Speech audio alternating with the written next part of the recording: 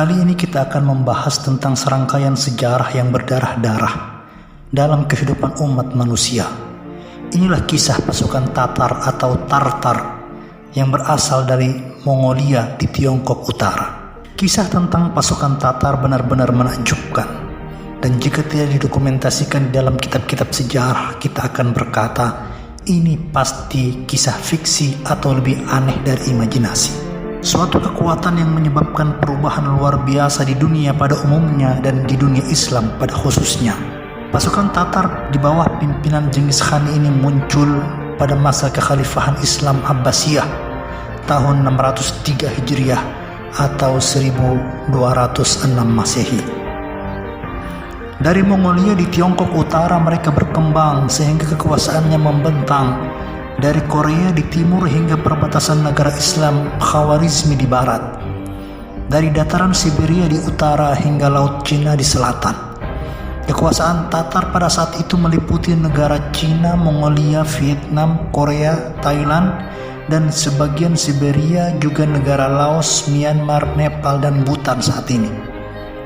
Pasukan Tatar unggul dengan jumlah yang sangat banyak, kecepatan penyebaran yang luar biasa, sistem yang ketat dan pengaturan yang hebat, ketahanan kondisi yang keras, kepemimpinan militer yang cerdas, dan anggota pasukan yang tidak berperasaan.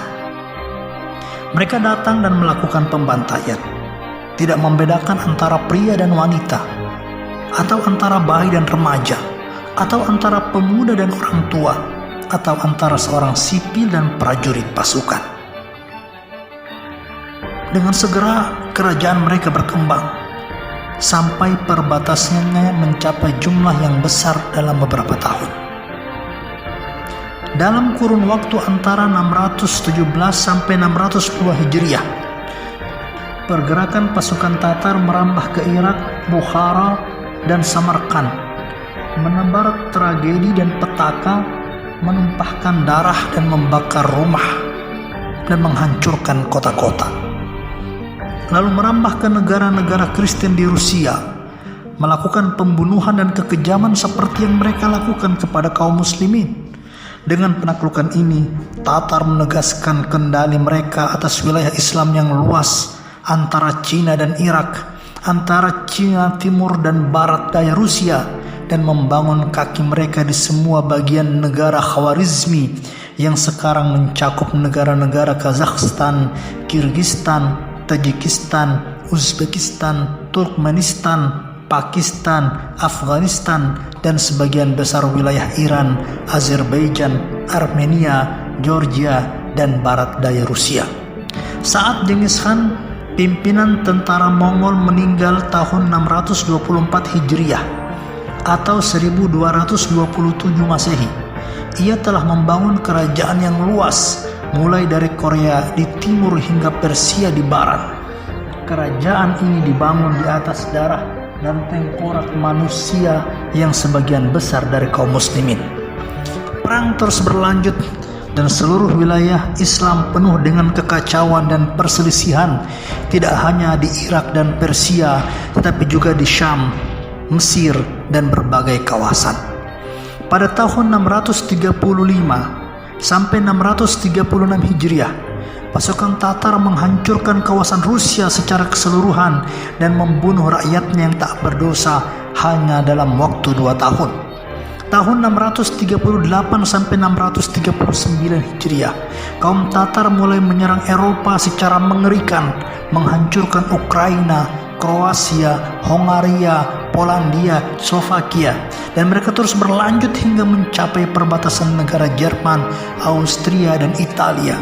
Orang-orang Kristen Eropa merasakan kekejaman pasukan Tatar seperti yang dirasakan umat Islam sebelumnya. Ratusan ribu dibantai, gereja mereka dihancurkan, dan kota mereka dibakar. Tahun 656 Hijriah atau 1258 Masehi, Hulagu Khan tiba di Baghdad, ibu kota kekhalifahan Islam, dengan bantuan Ibnul Alqami, Perdana Menteri Khalifah Abbasiyah yang berkhianat. Setelah pengepungan selama beberapa hari, Hulagu mengeluarkan perintah dengan kekerasan dan kebanggaan untuk mengambil alih ibu kota kekhalifahan kaum muslimin, dan pasukan Tatar yang biadab ini mulai melahap tubuh muslim dan mengejar mereka di jalan-jalan, alun-alun, rumah dan masjid sampai darah mengalir dalam jumlah yang banyak. Mereka tidak hanya membunuh laki-laki, tetapi mereka membunuh wanita, anak-anak dan juga bayi. Dan jumlah kematian di kota meningkat dengan cara yang buruk. Hari pertama, kedua dan ketiga berlalu dan pembunuhan tidak berhenti, pemusnahan tidak berakhir. Pembunuhan berlanjut di kota selama 40 hari. Konon selama 40 hari itu api tidak pernah padam di kota Baghdad. 1 juta kaum muslimin terbunuh, termasuk pria, wanita dan anak-anak. Itu adalah perang genosida besar-besaran dan mengerikan, salah satu tragedi paling ganas dalam sejarah. Bangkai manusia berserakan dan epidemi menyebar dengan sangat parah di Baghdad, hingga sejumlah besar penyakit mematikan membuat meninggal sebagian umat Islam. Dan seperti yang dikatakan Ibnu Katsir dalam Al-Bidayah wan Nihayah, siapapun yang selamat dari tikaman senjata pasukan Tatar, dia tidak luput dari wabah. Setelah melakukan pembantaian, pasukan Tatar menyerbu perpustakaan Baghdad, mengambil buku-buku dan membuang semuanya ke sungai Tigris sampai air sungai menjadi hitam oleh tinta. Bahkan ada riwayat mengatakan di atas buku-buku itu pasukan Tatar menyeberangi sungai Tigris dari satu sisi ke sisi yang lain. Setelah jatuhnya Baghdad, teror terjadi di seluruh dunia Islam dan orang-orang merasa bahwa mereka tidak memiliki kekuatan menghadapi Hulagu Khan dan tentaranya. Raja-raja Syam dan Irak Utara serta Anatolia bergegas menawarkan tunduk kepada Hulagu Khan dan menyatakan kesetiaan dan ketaatan. Meskipun demikian, Hulagu berangkat dengan pasukannya tetap menyerang dan memusnahkan negara sekutunya, melakukan pembunuhan dan penghancuran massal.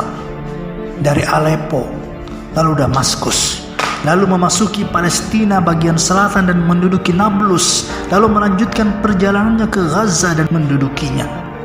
Dari Aleppo, lalu Damaskus, lalu memasuki Palestina bagian selatan dan menduduki Nablus, lalu melanjutkan perjalanan ke Gaza dan mendudukinya. Semua ini terjadi pada tahun 658 atau 2 tahun setelah jatuhnya kekhalifahan di Baghdad. Langkah selanjutnya adalah penaklukan Mesir. Setelah invasi mereka ke Syam, utusan Tatar mendatangi Saifuddin Qutus, penguasa Mesir, membawa pesan dari Hulagu yang dipenuhi dengan ancaman, janji dan teror. Tetapi Qutus tidak peduli dengan satu kata pun dari pesan ini. Ia mulai mempersiapkan peralatan dan mempersiapkan pasukan untuk melawan Tatar, memutuskan untuk pergi berperang melawan mereka di Ain Jalut, Palestina. Sebagai panglima pasukan, ia tempatkan Zahir Baibars. Waktu yang dinanti itu pun tiba.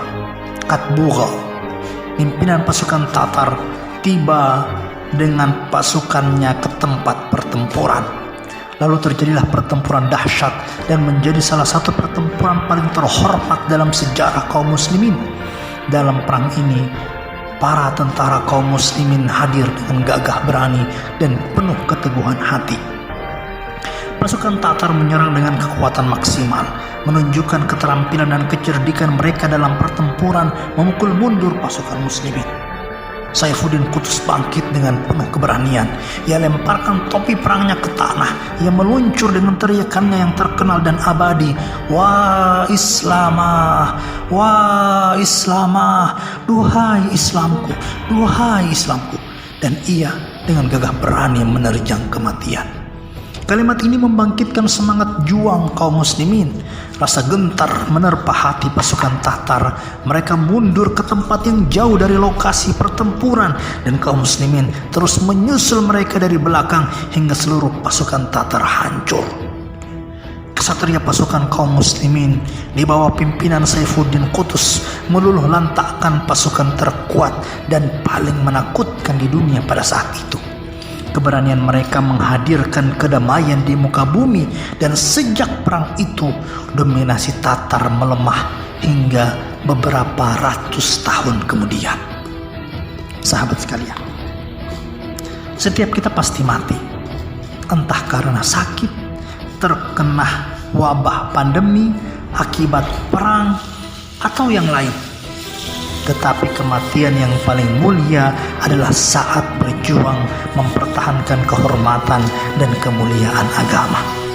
Nafsu angkar murka yang menguasai hati manusia akan mendorongnya menebarkan kejahatan, apalagi didukung oleh pasukan, kekuatan, kekuasaan, dan uang. Tetapi Allah telah memilih para kesatria di antara hamba-hambanya. Mereka akan terus ada hingga hari kiamat pun tiba. Memang menakutkan ketika harus berhadapan dengan gelombang kejahatan yang besar seperti pasukan Tatar. Tapi yakinlah, Allah penguasa langit dan bumi jauh lebih besar dari kekuatan apapun. Allah yang menentukan kapan kemenangan itu datang dan di tangan siapa Dia berikan. Tentulah hamba-hamba pilihan itu adalah mereka yang memiliki keimanan yang kuat, tawakal yang tinggi, dan hubungan yang erat dengannya. Wah Islamah, wah Islamah, semoga Allah berikan sedikit pacikan iman dan tawakal yang kuat itu di hati-hati kita.